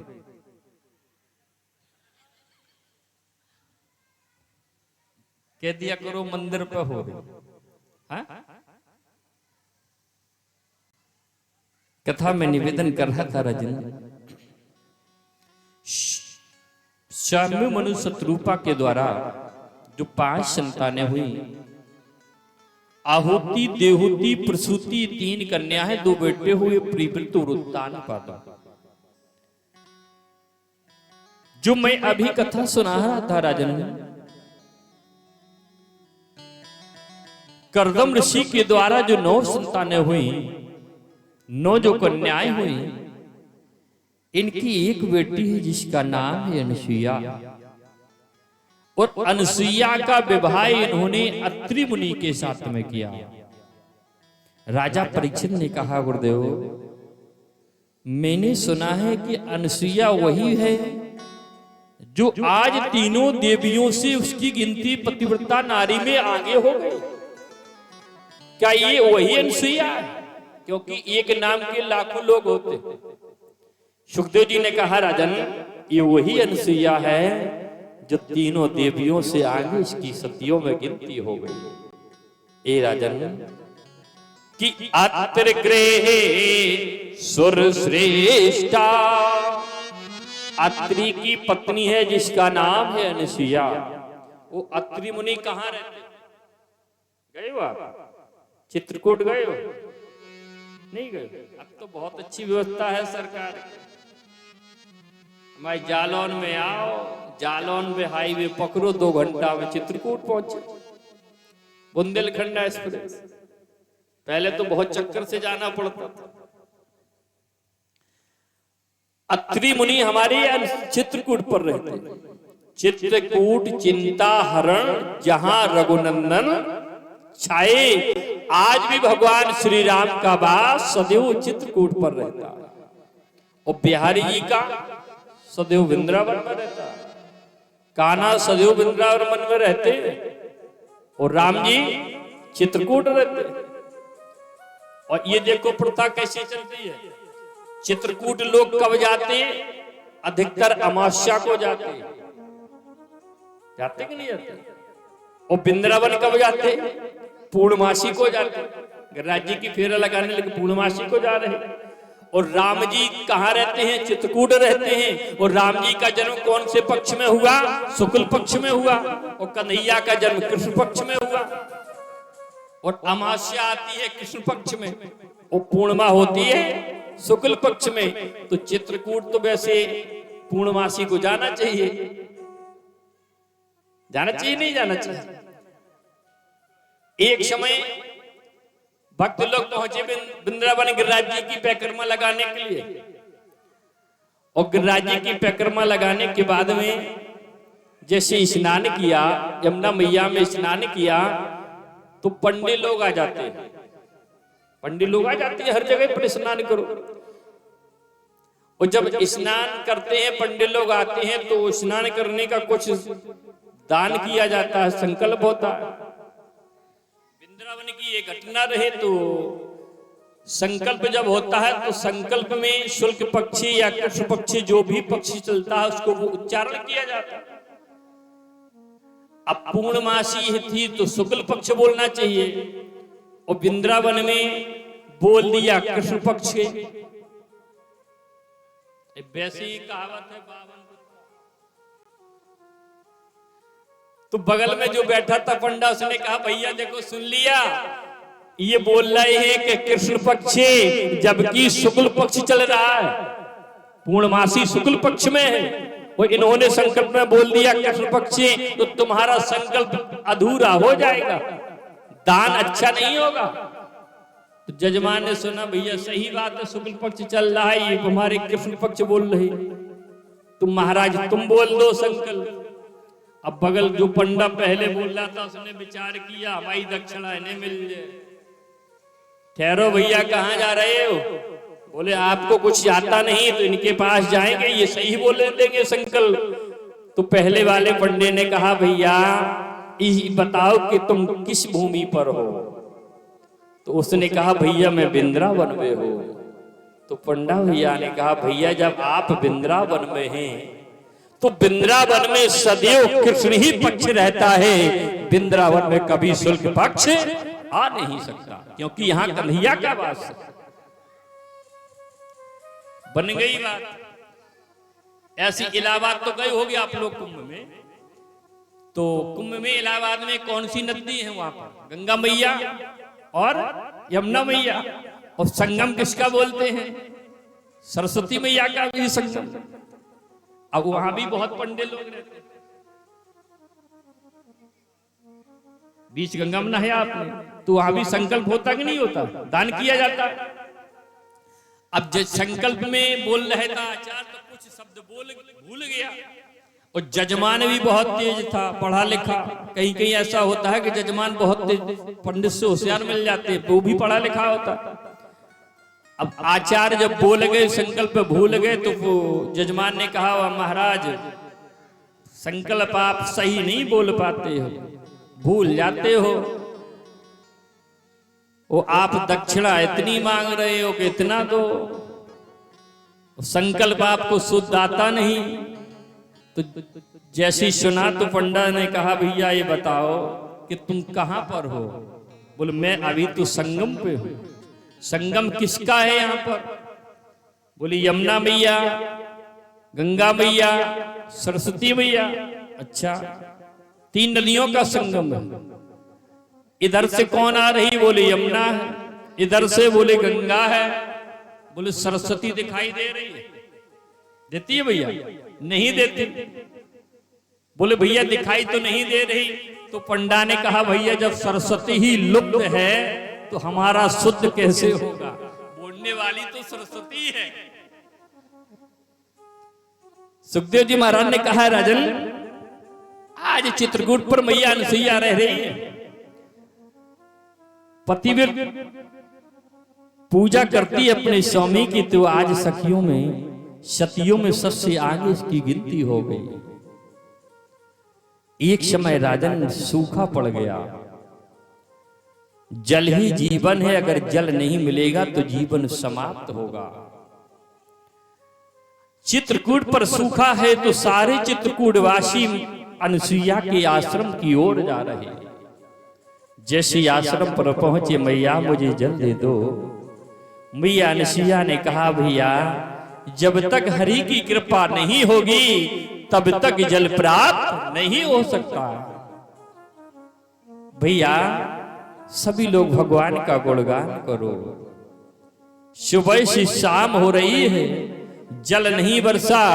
यहीं पर हमारे नारद जी आए। वो जहां पर भगवान का गुणगान होता है वहां पर नारद जी और हनुमान जी हाल पहुंचते हैं। नारद जी भी आए हैं, मैया गंगा भी आकर के बैठी। सारे चित्रकूटवासी जब चलने लगे तो मैया गंगा ने कहा अनसुईया मैं गंगा हूं, लाओ मैं कमंडल को तुम्हें जल दे दो। मैया अनसुईया ने कमंडल दे दिया। कमंडल तो भर दिया मैया गंगा ने। मैया अनसुईया ने विचार किया है अनसुईया तुम्हारे स्वामी अभी तपस्या में लीन है, वो हो सकता है कि आज समाधि से जागे या कल जागे। और जैसी नेत्र खोलेंगे कहेंगे अनसुईया मुझे जल दे दो। तो रखा हुआ जल अगर दे दोगी तो रखा हुआ जल हो जाएगा बासा। और बासा जल अगर पति को पिलाती हो तो तुम्हारा पतिव्रत धर्म नष्ट होगा। मैया चिंता न करी, जो पहले जमाने की बात है। हाँ नहीं तुम कहोगे हमाऊ हो जे, अगर फ्रिज को पानी जे पी है तो रात ही के रखे हो तो बासी तो भैया हो जाएगा नहीं हो जाएगा।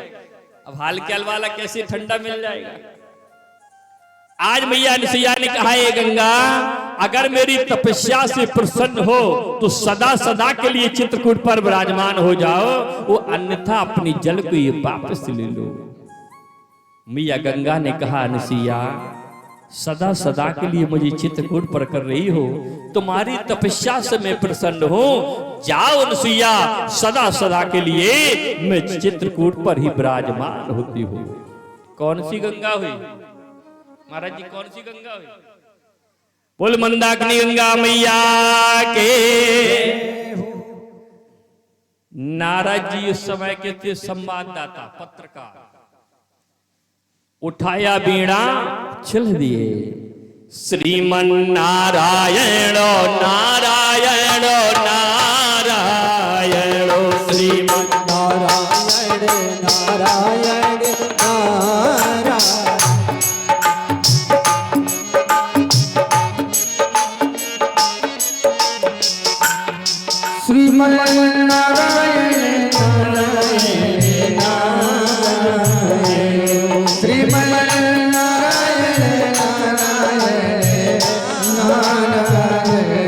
बद्री नारायणो नारायण नारायण बद्री नारायण नारायण नारायण। सभी लोग बोले जितने भी भक्त यहाँ पे आए हैं।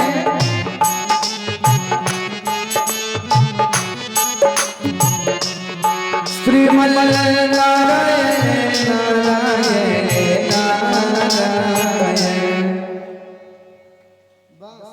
बिल्कुल शांत। वाह वाह, हम संस्कृत का श्लोक थोड़े ही पढ़ रहे हैं जो आप लोगों को दिक्कत हो। मुझे लगता है कि झगड़ा चलता है। बड़े भाव के साथ सभी लोग बोले, आप मत तो जरूर बोलो हैं। देखो, अगर श्रीमन नारायण काऊ के पति को नाम हो तो यहाँ तो भगवान को नाम लिया जा रहा है। वो अगर लेने में डर है तो फलाने के पापा कहन लगो, लेकिन कहो तो कुछ तो बोलो। हाँ, बड़े भाव के साथ बोलेंगे। श्रीमन नारायण नारायण नारायण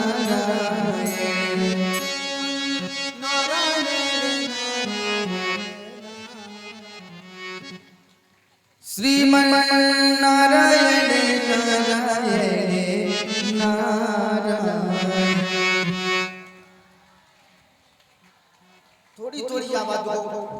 ये सब माताएं, ये भारत की देवियां हैं। सौरभ भैया, अगर लड़वे की अगर बात होती, नहीं, आवाज आ रही है, लेकिन ये भारत की देवियां तो बोल रही, लेकिन भारत के देवता नहीं बोल। बड़े भाव के साथ सभी लोग बोले। श्रीमन नारायण नारायण नारायण श्रीमन। देखिए, आपको बताएं, जीवन में अभ्यास की बहुत जरूरत है। अभ्यास है, अभ्यास का एक है, मोटरसाइकिल चलाने में अभ्यास है, कार चलाने में अभ्यास है, राजश्री खाने में अभ्यास है, चाय पीने में अभ्यास है, भगवान के नाम को लेने का अभ्यास है नहीं तो वो निकलेगा भी नहीं। बड़े भाव के साथ सभी लोग बोलेंगे। श्रीमन नारायण नारायण नारायण श्रीमन नारायण नारायण नारायण नारायण नारायण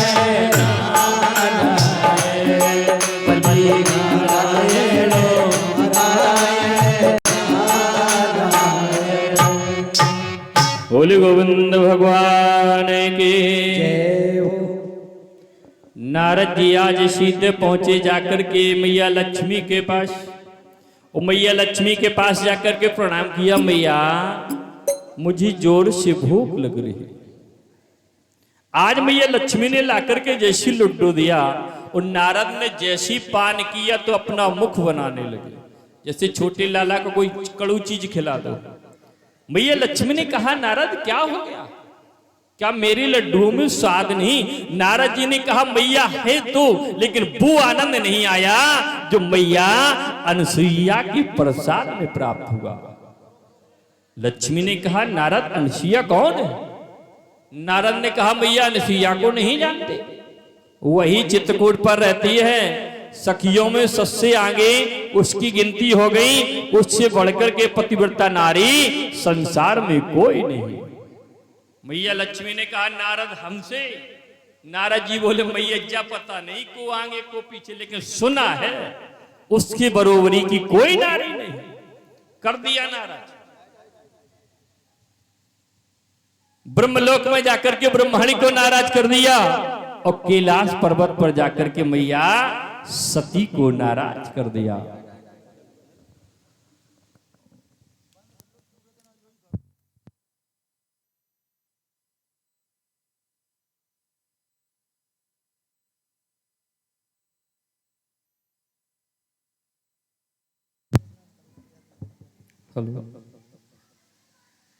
तीनों देवियों को नाराज कर दिया। अब ब्रह्मा जी हैं सीधे साधे, ब्रह्माणी ने जरा भी कह दिए चलने के लिए तैयार हो रहे। मैया लक्ष्मी ने विष्णु भगवान से कहा कि एक काम करो। बोल क्या? बोल जाओ, जाकर के चित्रकूट पर अनसुईया का पतिव्रत धर्म तुम नष्ट कर दो। भगवान नारायण ने कहा नहीं नहीं देवी, मैंने किसी के साथ छल नहीं किया, मैं कैसे कर दूं? मैया लक्ष्मी बोली क्या कहते हो, छल नहीं किया? भगवान ने कहा एक भी बता दो मैंने किसी के साथ छल किया। मैया लक्ष्मी ने कहा सुनो प्रभु, आप गए थे 52 अंगुल के बनकर के बलि के यहां और 3 ही में सब कछु नाप लिया, तो छल नहीं किया। भगवान ने कहा बताओ लक्ष्मी, मैंने छल किया कि उसने मुझे छल लिया? मैंने सब कुछ नाप लिया लेकिन पहरेदारी उसकी की मैंने बताओ किसी के साथ और छल किया हो? भैया किया किसी के साथ भगवान ने छल? मैया लक्ष्मी ने कहा सुनो प्रभु, ज्यादा बड़ी बड़ी बातें मत करो। ए महाराजो कि जालंधर की पत्नी बिंदा के साथ जैसी किया तो भगवान ने अपना हाथ मुंह में लगाया लक्ष्मी जी, बोले आगे की बात मत कहो, मैं चलने के लिए तैयार हूं। किसी की कमी पकड़ लो, संसार में घुमाते रहो। आज विष्णु भगवान चलने के लिए तैयार हो गए और मैया सती भोले बाबा की चरण दबा रही। सही बता रहे हो चाचा? अगर मैया को अपनो काम कछु करवाना हो तो फिर देखो सेवा होती कि नहीं होती? भोले बाबा ने कहा क्यों देवी क्या हो गया? मैया सती ने कहा बाबा छोटा सा काम है, आप चित्रकूट चले जाओ और जाकर के अनसुईया का पतिव्रत धर्म तुम नष्ट कर दो। तीनों देवता चलने के लिए तैयार हो रहे। ब्रह्मा जी उधर से आ रहे, इधर से विष्णु भगवान जा रहे, आपस में मिलन हुआ, एक दूसरे को प्रणाम जब किया। विष्णु भगवान ने कहा बाबा कहां जा रहे हो? ब्रह्मा जी बोले कहीं नहीं प्रभु, आप कहां जा रहे हो? विष्णु भगवान बोले मैंने जान लिया कि दोनों लोगों का एक ही काम है, जहां तुम चलो तहीं हम चले। अब लेकिन जको नहीं कह पा रहा, अपनी अपनी श्रीमती के सताए भाई, पोल न खुल जाए।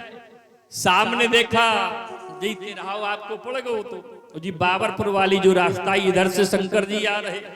ब्रह्मा जी ने जैसे देखा ए नारायण देखो शंकर आ रहे हैं, और जैसी भगवान नारायण ने देखा आओ आओ शंकर कहाँ जा रहे हो?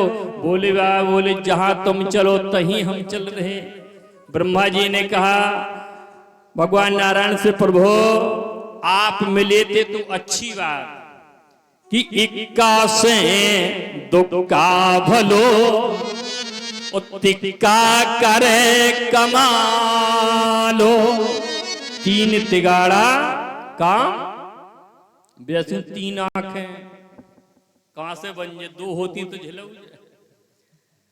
ब्रह्मा जी बोले कहां जा रहे? बोले प्रभु आप जहां चलो तहीं हम चले। मेरी इच्छा हुई घूमने के लिए चलूं तो आप जहां ले चलो वहीं हम चले।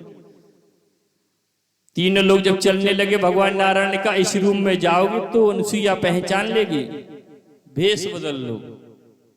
3 लोग देवताओं ने संत का रूप धारण कर लिया, बाबा बन करके आ रहे।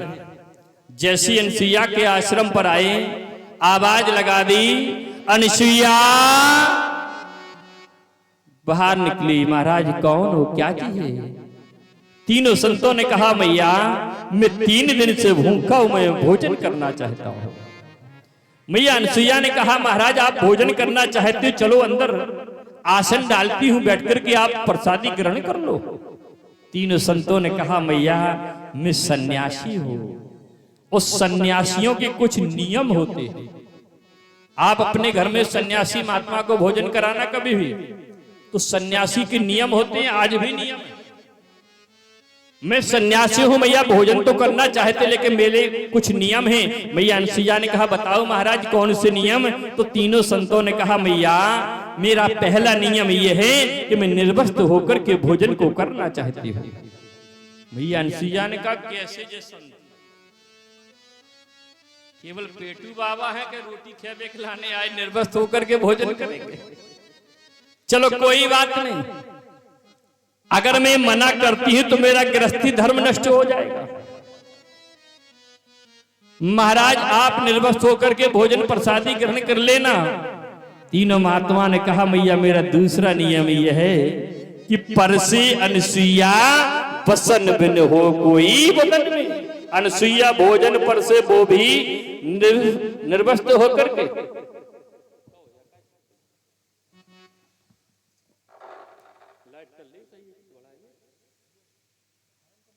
निर्वस्त्र होकर के अनसुईया भोजन करती। मैया अनसुईया ने विचार किया ये बात तो चल जाती कि निर्वस्त्र होकर के भोजन ये करते। अब दूसरा इनका नियम ये है कि अनसुईया भोजन परसेगी वो भी निर्वस्त्र होकर के, तो मेरा पतिव्रत धर्म नष्ट होगा। वो अगर मैं मना करती हूं अनसुईया तो तेरा गृहस्थी धर्म नष्ट होगा। वही कहावत है आगे कुआ पीछे खाइए।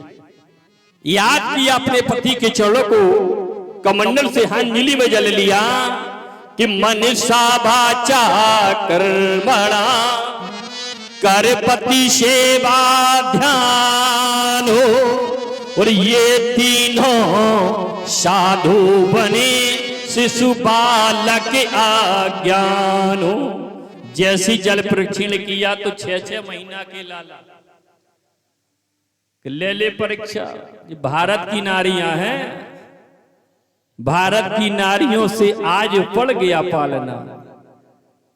लेकिन आजकल की माताएं, भारत की माताओं में इतनी शक्ति होती है कि तीनों देवताओं को आज लाला बना लिया।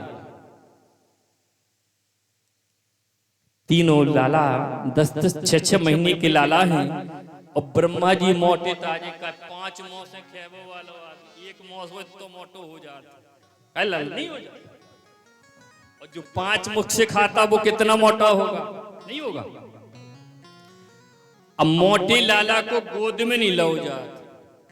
बताओ मैया कौन गोद में खिलाती हो मोटे लाला को?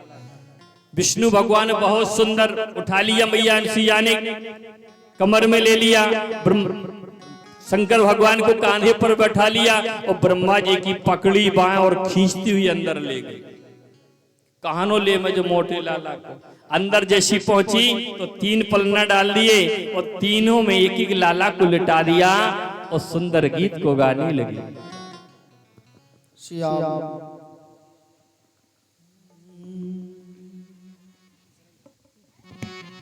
माता अनसुईया ने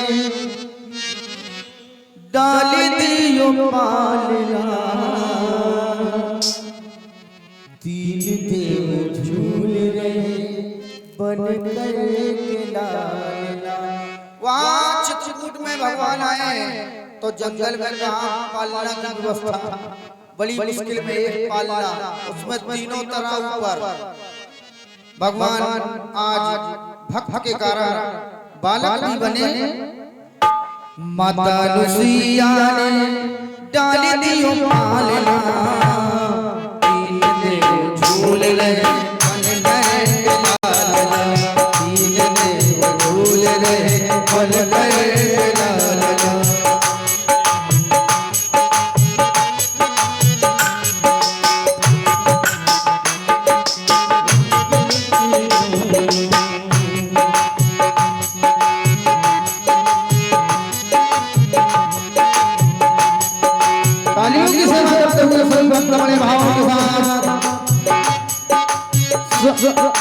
मारी खुशी के मैया भूली ना समाती, मारी खुशी के मैया भूल ना समाती।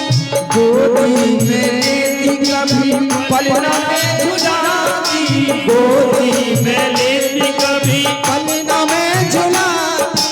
आज भी भागी, आज भी भागी, कौन करे सलाना। बन कर के लालना, झूल रहे 3 बन कर के लालना। माता अनसुईया ने, माता अनसुईया ने डाल दियो पालना, झूल रहे 3 देव बन कर के लालना, झूल रहे 3 देव बन कर के लालना।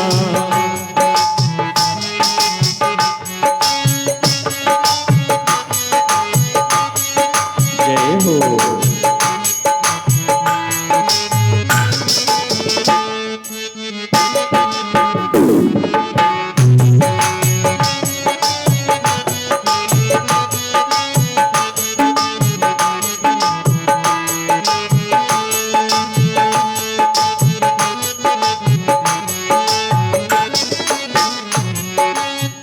कोई गरुड़ पाल कोई सृष्टि के रचैया, कोई गरुड़ पाल कोई सृष्टि के रचैया, कोई बैठे दिया, कोई बैठे दिया डमरू की बजैया, कोई बैठे दिया पे डमरू के बजैया।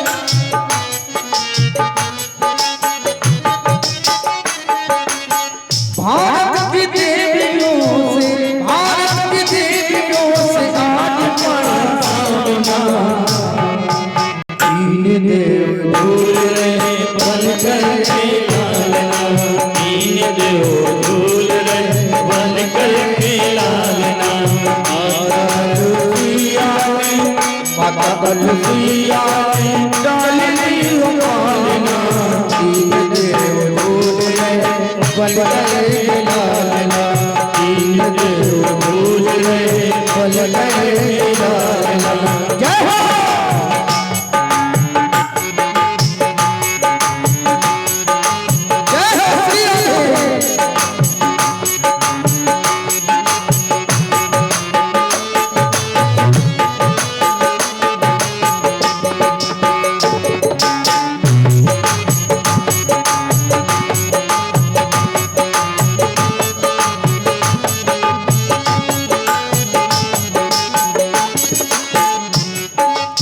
मेरे घर आए मुझे देने पढ़ाई, मेरे घर आए देने पढ़ाई, भूल गए लोग लाज सारी चतुराई, भूल गए लोग सारी चतुराई। भारत की देवियों से, भारत की देवियों से। देखिए हमारे भारतवर्ष में नदी होने पर गंगा को माता, यमुना को माता, वृक्ष होने पर तुलसी को माता, पशु होने पर गाय को माता।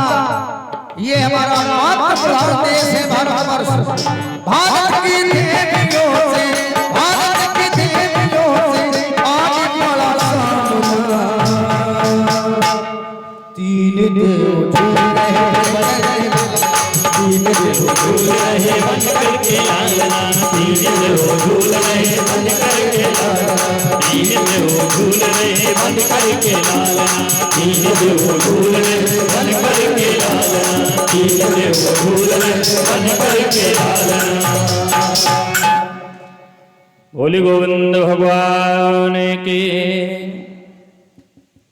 गए थे परीक्षा ले, बन गए लाला। काफी समय हो गया, मैया लक्ष्मी घबरा रही। मुझे लगता भोले बाबा के पास ये पहुंच गए तो भांग इन्होंने पी ली। तो हो सकता है कभी इन्हें भांग पीना हो, आज नई नई पहली बार मिले तो नशा हो जाता। मुझे लगता है हमारे स्वामी कैलाश पर सो गए। मैया सती घबरा रही, इधर ब्रह्माणी घबरा रही। आज तीनों लोग आपस में ढूंढने के लिए चल दिए। जैसे मिलन हुआ, मैया लक्ष्मी ने कहा सती हमारे पति तो नहीं आए। मैया सती ने कहा बहना जई तो हम पूछन आ रही, कहीं हमारे पति तो नहीं है आपके पास, कहां भेजा था? बहना तुम ही बताओ कहां भेजो। जो शर्म आ रही कि हम कैसे कह दे हमने अपने पति को भेज दिया। मैया लक्ष्मी ने कहा मैंने तो चित्रकूट पर भेजा है। मैया सती ने कहा हो सका जेऊ मिले गए हो संगे तो संगत को रंग चढ़ गए, जेऊ चले गए हो सकता साथ में ये भी गए हो। आज आ रही हैं तो तीनों देवियां। जैसी चित्रकूट पर पहुंची मैया लक्ष्मी ने कहा सती तुम पहले बुला लो अनसुईया को। सती ने कहा बहना तुम ही आवाज लगा दो। मैया लक्ष्मी ने पहली आवाज लगा दी, अनसुईया।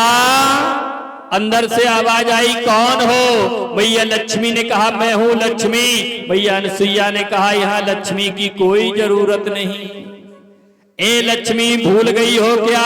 किसी राजा के गृहस्थ के यहां चली जाओ, सन्यासी को क्या लक्ष्मी की जरूरत? मना कर दिया, बाहर नहीं निकली। मैया लक्ष्मी ने कहा मैंने पहले ही कहा था मुझे नहीं बुलाने दो।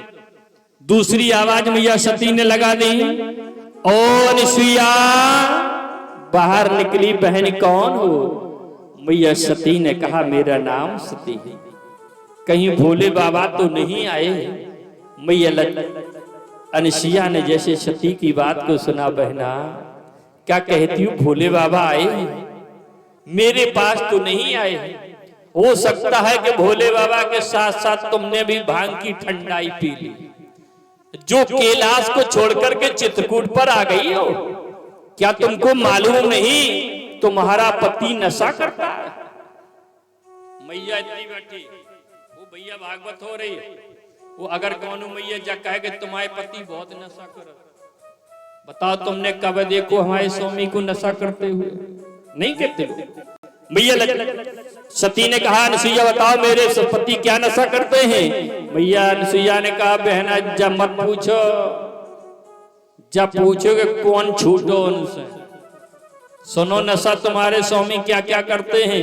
मैया अनुसुईया ने मैया सती से कहा सुनो देवी कि भांग धतूरा चरसो बीसो, भांग धतूरो गट्टा चरस बिस, कि भांग धतूरो चरस बीसो, करहे मर घट परो बासो, ओ सती तिहारो पति सदा रहे कैलासो। तुम्हारे स्वामी से विषौ तो बचो नहीं है, बहुत तो पी गए। बताओ विष भी पी गए, मरघट पर रहते हैं, मेरे पास तो नहीं आए, मना कर दिया। तीसरी बार मैया ब्रह्माणी ने आवाज लगाई, बाहर निकली। मैया क्या कहती हो? तुम्हारे पति हमारे पिता हैं, और पहले जमाने में पिता बेटी के घर नहीं जाते थे। आज मैया अनुसुईया के नेत्रों में आंसू निकल रहे हैं। मैया क्या कहती हो? हमारे पिताजी हमारे घर आ गए हैं। मैया मुझे लगता है पिता के साथ साथ तुम्हारा भी बुढ़ापा चल रहा है, जो आज बुढ़ापे पे बुद्धि तुम्हारी भ्रमित हो गई है, जो ब्रह्मलोक को छोड़कर के तुम चित्रकूट पर आ गई हो। हमारे पिताजी हमारे पास नहीं आए माँ, वो निरंतर कार्य करते हैं, जैसे कुम्हार कार्य मटकी को बनाता है, कुम्हार भाई मटका बनाते हैं, उसी तरीके से हमारे पिताजी कार्य करते हैं। मैया उन्हें जरा भी समय नहीं है। ए मैया कि छड़ो भर की औकाश नहीं, रचना रचे तमाम, ओ ब्रह्माणी तुम जाकर देखो, कहीं ब्रह्मलोक में हानो। मैया हमारे पिताजी कहीं ब्रह्मलोक में हो गए, मना कर दिया। मैया लक्ष्मी ने कहा अगर नारद नहीं आए होते तो जगत ना होती। वो अगर नारद दिखाई दे जाए तो 4 से चांटे में मार दो। सामने देखा नारद जी, अरे मैया प्रणाम। मैया लक्ष्मी ने कहा नारद आज दूर से प्रणाम कर रहे हो, क्या बात है? नारद जी ने कहा मैया कोई बात नहीं, आज मेरा व्रत है कि किसी मैया के चरण को मैं स्पर्श नहीं करूं। मैया लक्ष्मी ने कहा नारद बात बहुत बना लेते हो, मैंने कहा अगर नारद दिखाई दे जाए 4 से चांटे मार दो। ए नारद बताओ तुम्हारे पिताजी कहाँ हैं? नारद जी ने कहा मैया गई थी, जहां गई थी पिता वहीं है। अरे अनुसुईया ने मना कर दिया। नारद जी ने कहा मैया काम करने के लिए गई हो भिखारिन का, और भेष बनाए महारानी का, भिक्षा मिल जाएगी। दरवाजे पर अगर भिखारी आ जाए, कोट पैंट टाई चश्मा लगा हो, और काय भिक्षाम देही, घर का मालिक मैया देगा? नहीं देगा। वो अगर वही भिखारी भले सोने चांदी की पोटली सिर पर रखे हो, लेकिन वस्त्र उसके फटे होने चाहिए। हे मैया भिक्षा के लिए भी भेष की जरूरत पड़ती है। भेष बदल दिया, तीनों देवियां भेष बदल करके जा रही हैं। आवाज लगा दी, ओ मैया अनुसुईया अंदर से आवाज आई, कौन हो? तीनों देवियों ने कहा, मैया हम तुम्हारी बहुएं।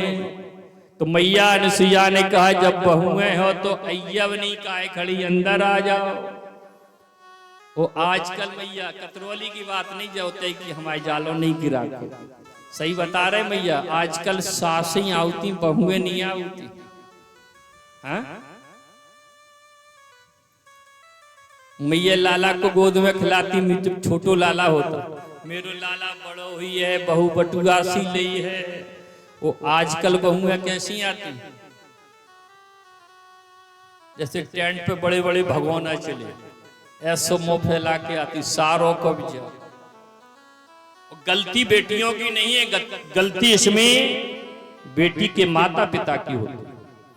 पहले जमाने में सब कुछ नहीं दिया जाता था, वो आजकल पूरी मसाला, आटा, तेल, घी, गैस सिलेंडर, चूल्हा, रेगुलेटर सब ही दे दो, सीधी जाए के अलग ही रोटी बने। पहले जमाने में दिया जाता था ऐसा। और फिर कहते कि बहुएं तो आज तुम्हारी बेटी किसी के यहाँ बहू बन करके जा रही, तो किसी की बेटी तुम्हारे यहाँ आएगी। बेटी से कितना भी प्रेम करो, बेटी कितनी भी दुलारी हो, पर शादी के समय कभी 3 चीजों को नहीं देना चाहिए। कितनी भी प्रेम दुलारी बेटी हो, कौन कौन सी 3 चीजें होती है? कौन कौन है? कभी भी झाड़ू को नहीं देना चाहिए, कभी भी बेटी को सुई नहीं देनी चाहिए, और तीसरी, कभी भी अपनी बेटी को चलनी नहीं देनी चाहिए। कितनी भी दुलारी बेटी हो, लेकिन विदा के समय 3 चीजों को नहीं देना चाहिए। वो आजकल तो चलनी छलना सभी दो जा रहा, चुरा ले जाते हैं। तो बेटियों तो होशियार, हमने देखा है शादी तय भाई, बेटियां पहले से करती, हम अपने घर ले जाए। पहले बेटी रोती थी, आजकल पहले ही से व्यवस्था लगने लगती।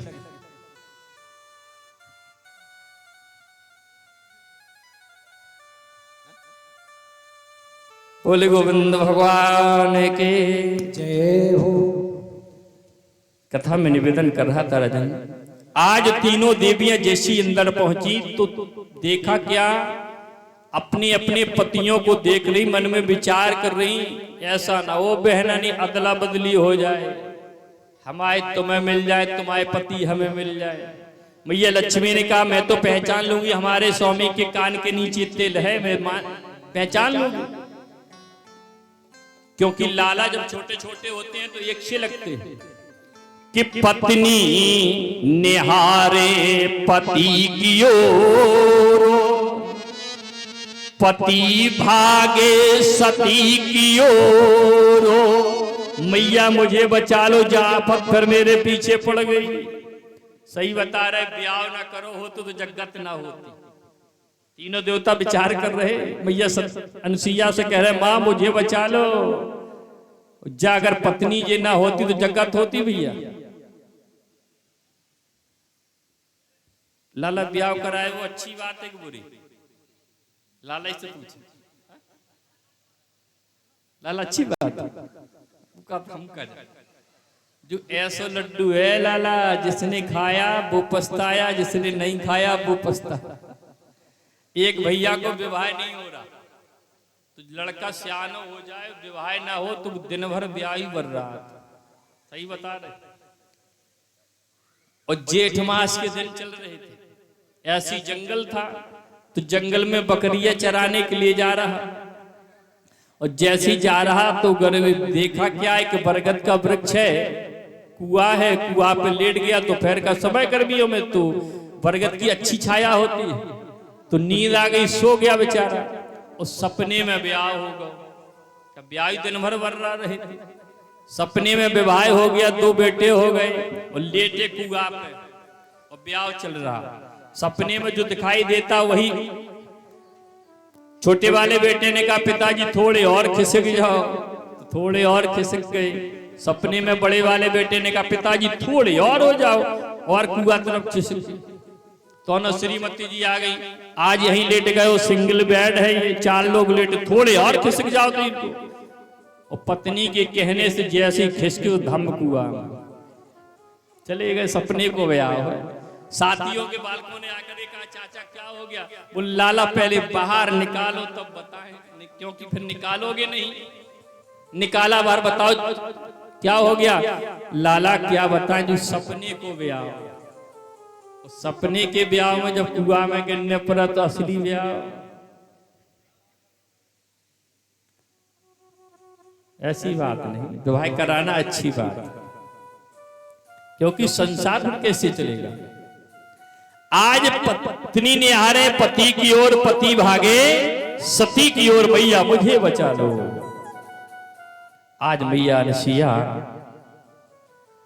तीनों लाला को लेकर के बैठी, सामने देखा त्रिमुनि आ रहे। मैया अनसुईया ने कहा महाराज आज से खास खकार करके आना।